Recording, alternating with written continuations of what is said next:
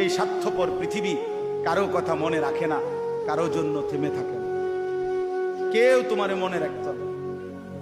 তুমি মরে গেলে কারো হাতে সময় নাই তোমারে কান্দে লইয়া কান্দনে, কারো হাতে সময়।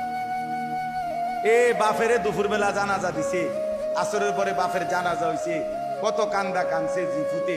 এশার নামাজের পরে পাশের ঘরের থেকে ভাত তরকারি আনছে, এর ওই পেট ভরে ভাত খায়।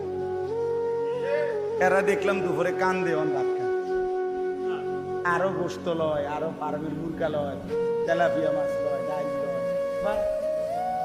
কি আপনারা দেখলাম বিকালে কি কান্দাটা কানলেন, বুঝেন? অর্থাৎ বুঝাইতে চায় ওনার জন্য তো আমি না খাইয়ে মরে গেলে হইতো না, ঠিক আছে কাঁদছি তো কাঁদ। অর্থাৎ দুনিয়া থেমে থাকে না, কারো জন্যই কি থাকে না, থেমে থাকে। এজন্য দুনিয়া নিয়েই ব্যস্ত না হই, আখিরাতের ফিকির করি। আল্লাহ তাআলা আমাদের